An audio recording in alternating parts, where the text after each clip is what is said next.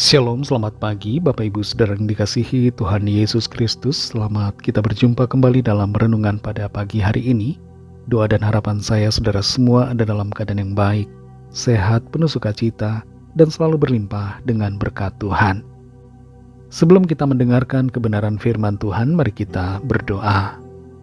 Bapa, dalam nama Tuhan Yesus Kristus, Bapa yang baik, Bapa yang selalu ada bersama kami, yang selalu peduli dan tidak meninggalkan, yang selalu memberikan pertolongan yang kami perlukan. Terima kasih untuk pagi hari ini. Kembali kami ada karena anugerah-Mu, dan karena Tuhan punya rencana baik buat setiap kami. Kembali saat ini kami mau mendengarkan kebenaran firman-Mu. Urapilah kami supaya kami mengerti dan sungguh-sungguh mentaati akan setiap kehendak-Mu. Dalam nama Tuhan Yesus kami berdoa. Haleluya. Amin. Saudara yang dikasihi Tuhan, ayat firman Tuhan saat ini terdapat dalam 1 Korintus 12 ayat yang ketiga. Tertulis demikian. Karena itu aku mau meyakinkan kamu bahwa tidak ada seorang pun yang berkata-kata oleh Roh Allah dapat berkata, terkutuklah Yesus. Dan tidak ada seorang pun yang dapat mengaku Yesus adalah Tuhan selain oleh Roh Kudus. Saudara yang dikasihi Tuhan, ada sebuah pertanyaan yang sering kali muncul di kalangan orang-orang percaya. Bahkan pada saat ini. Pertanyaan itu adalah apakah orang percaya kepada Kristus yang tidak berbahasa roh mempunyai Roh Kudus di dalam diri mereka? Apakah berbahasa roh menjadi tanda bahwa kita punya Roh Kudus? Dan kalau tidak berbahasa roh, berarti bahwa tidak ada Roh Kudus di dalam kita.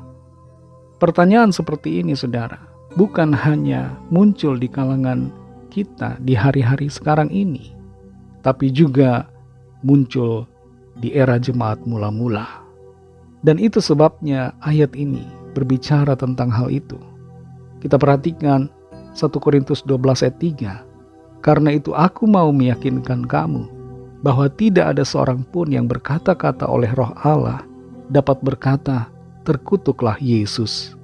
Dan tidak ada seorang pun yang dapat mengaku Yesus adalah Tuhan selain oleh Roh Kudus.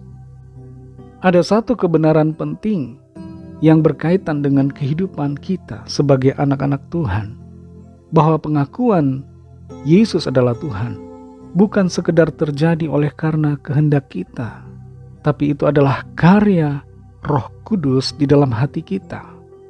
Jadi karena itu adalah karya Roh Kudus yang memampukan kita untuk mengakui Yesus adalah Tuhan, itu berarti bahwa kita memiliki Roh Kudus.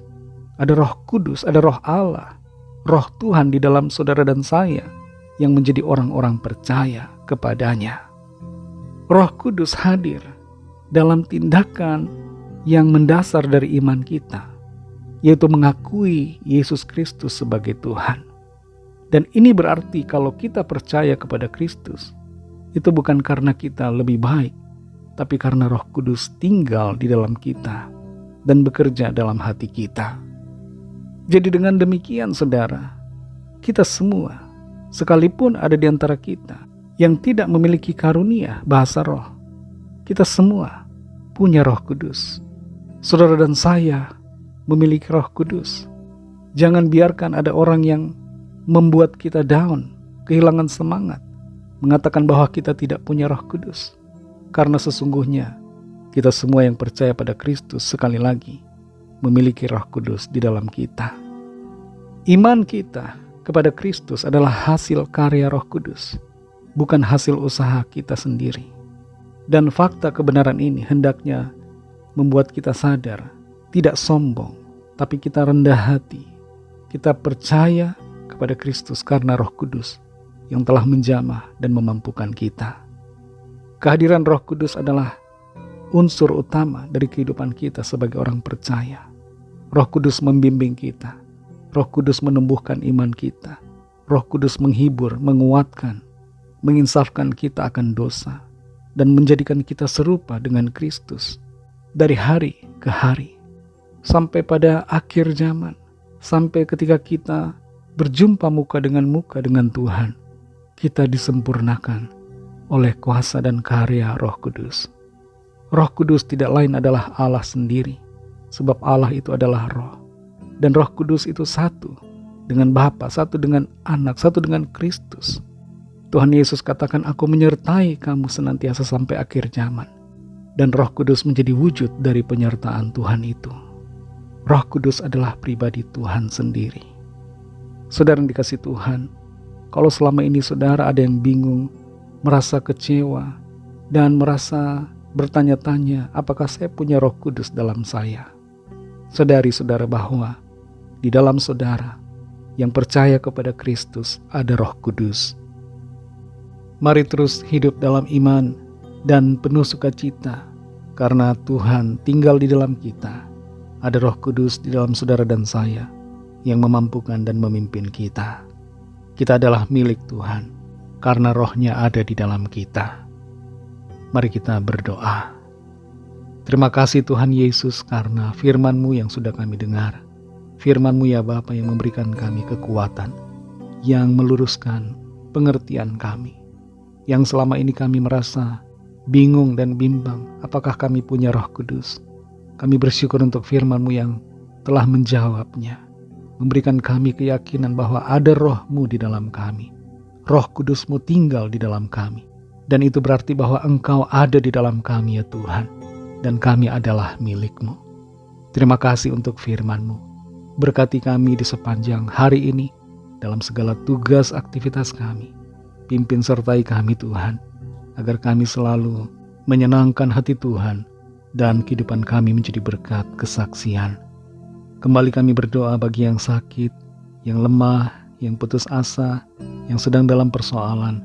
Lawatlah ya Tuhan, kesembuhan terjadi, pemulihan terjadi.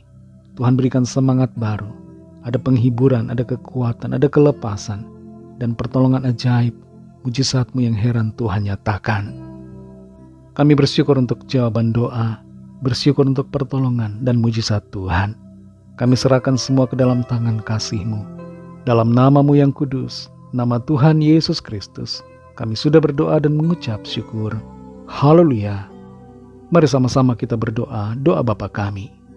Bapa kami yang di sorga, dikuduskanlah nama-Mu, datanglah kerajaan-Mu, jadilah kehendak-Mu di bumi seperti di sorga.